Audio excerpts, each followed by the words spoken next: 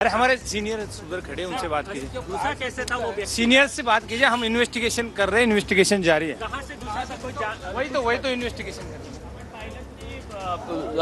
Police जे आहेत गुन्हे शाखेचे ते या ठिकाणाहून संपूर्ण चौकशी करताना आपल्याला पाहायला मिळत आहेत। संपूर्ण तपास त्यांचा सुरू आहे।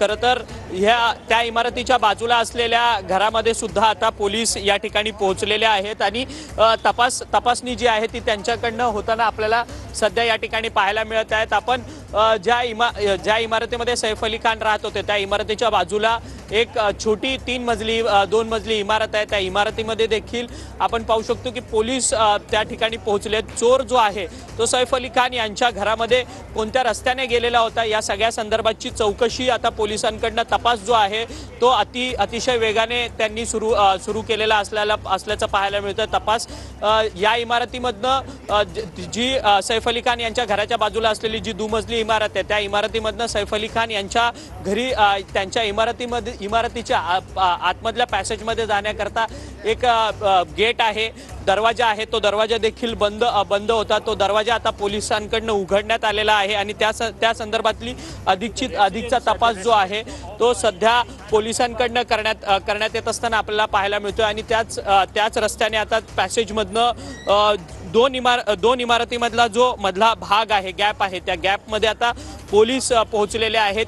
त्या गॅपमधून सैफ अली खान यांच्या इमारतीमध्ये हा चोर घुसलेला नव्हता का या सगळ्या संदर्भाची तपासणी जी आहे ती पोलिसांकडून सुरू करण्यात आलेली असल्याचं पाहायला मिळतंय।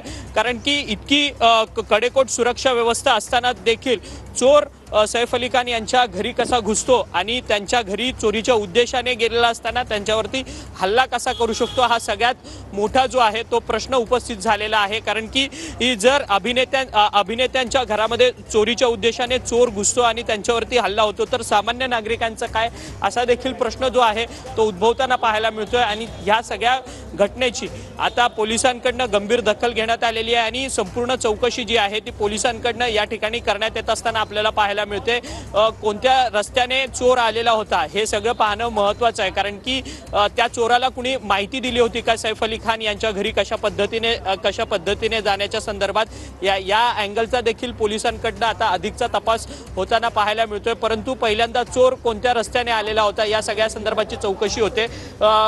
सैफ अली खान ज्या इमारतीत राहत होते त्या इमारतीमध्ये असंख्य असे सीसीटीव्ही कॅमेरेज आहेत आणि त्याचसोबतच सुरक्षा व्यवस्था जी खाजगी सुरक्षा व्यवस्था असते इमारतीची ती देखील आहे। ती भेदून चोर सैफ अली खान यांच्या घरी कसा जातो हा सगळ्यात मोठा प्रश्न आहे आणि या सगळ्या गोष्टींवरती आता पोलिसांचा अर्थात मुंबईच्या गुन्हे शाखेचा तपास जो आहे तो सध्या या ठिकाणी होताना आपल्याला पाहायला मिळतो। दुसरीकडे सैफ अली खान यांच्यावरती लीलावती रुग्णालयामध्ये उपचार सुरू आहे।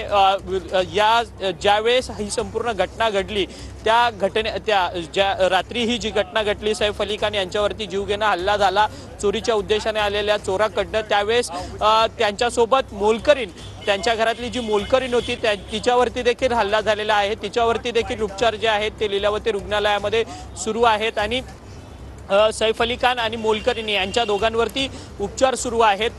त्यांच्या घरामध्ये जेवढे काही वर्कर्स होते, नोकर होते त्यांना देखील पोलिसांनी आता ताब्यात घेतले आणि त्यांच्याकडनं या सगळ्या घटनेच्या संदर्भातली विचारपूस जी आहे ती होताना आपल्याला पाहायला मिळत आहेत। आणि दुसरीकडे आपण पाहिलं की पोलिसांकडनं आता अक्षय तुम्ही आमच्यासोबत असेच राहा। सुरुवातीला आपण जरा हा घटनाक्रम नेमका कसा आहे त्याकडे एकदा लक्ष टाकूयात। सैफ अली खानवर चाकूने हल्ला झाला। अभिनेता सैफ अली खानवर मध्यरात्री चोराकडून हा चाकू हल्ला झालेला आहे। मुंबईच्या वांद्रे इथल्या निवासस्थानी सैफ अली खानवर हा चाकू हल्ला झालेला आहे। मध्यरात्री घरात शिरलेल्या चोरासोबत सैफ अली खानची झटापट झाली होती आणि सुरुवातीला चोरानं घरातील नोकरासोबत वाद घातलेला होता।